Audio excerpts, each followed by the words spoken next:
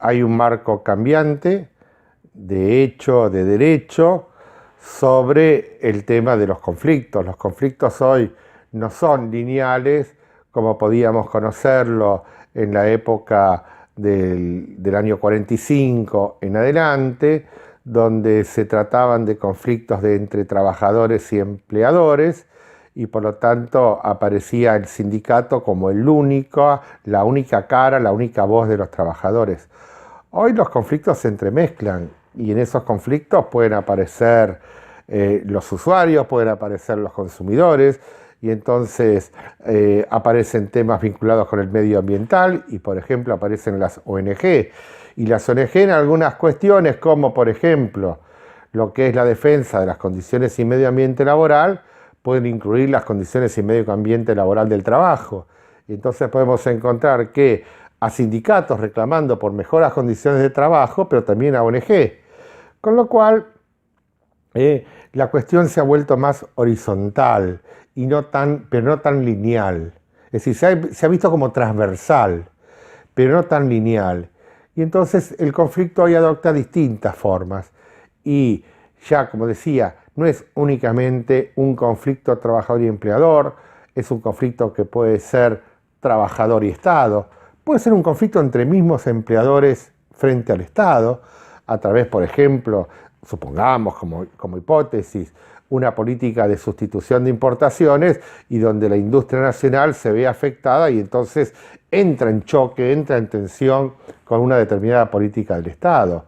O puede ser un conflicto entre dos sindicatos, un conflicto entre sindicatos, que no solamente se atribuyen, por ejemplo, quién es el sindicato que representa a estos trabajadores, porque los oficios, las profesiones también se han vuelto transversales, sino que también el conflicto se presenta, por ejemplo, porque estos trabajadores no están de acuerdo con la conducción de estos otros trabajadores por parte de este sindicato.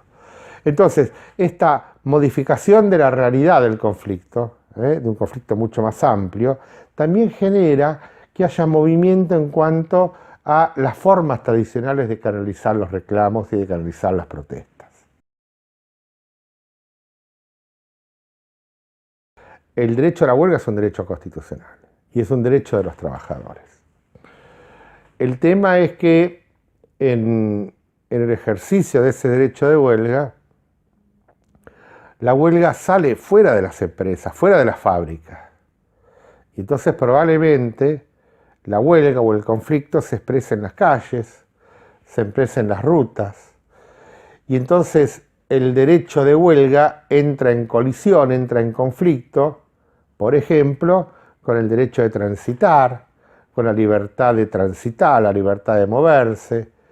Y entonces aparecen otras figuras, como por ejemplo las que intentan criminalizar la protesta, sosteniendo que esas medidas que llevan a cabo los trabajadores afectan derechos de terceros, derechos de las empresas, afectan bienes de propiedad de terceros o bienes de propiedad de las empresas, y entonces aparece un código penal represivo que intenta dar solución a un conflicto. Pero en el conflicto uno siempre busca la paz. ¿Sí? En todo conflicto es el antecedente para la paz. Y la solución de un conflicto laboral para traer la paz es la mejora de las condiciones de trabajo en el marco de la Constitución Nacional y en el marco de la legislación. Y lo que no puede traer paz a un conflicto es la represión del ejercicio de un derecho de huelga, de un derecho constitucional.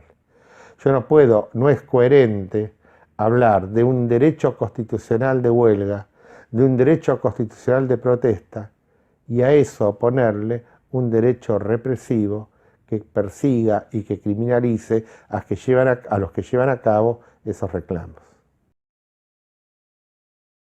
El rol del abogado me parece que sería profundizar en el estudio y en el conocimiento de temas que están vinculados con los tratados internacionales, conocimiento de cómo funciona, por ejemplo, el Comité de Libertad Sindical, cómo funciona el Comité de Expertos, qué han dicho las resoluciones del Comité Sindical sobre estas cuestiones, el estudio de los convenios de la OIT, el 87, el 98, cuál es el tratamiento que ha dado la Comisión Interamericana y la Corte Interamericana.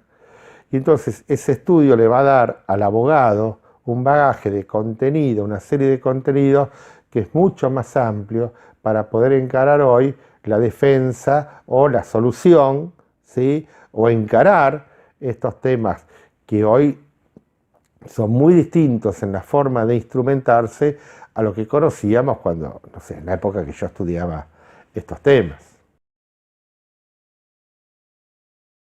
La Corte Interamericana en algún caso, ¿sí?, recomendó, por ejemplo, a los jueces el estudio, el perfeccionamiento en materia de los tratados internacionales. Y hoy los tratados internacionales sobre derechos humanos lo que tienden es a otorgar mayores garantías. Entonces tenemos que aprender el nuevo derecho, que es este derecho más amplio, derecho de inclusión, derecho de tutela. Y estos derechos de tutela nosotros los tenemos que ejercer y defender en un sentido amplísimo.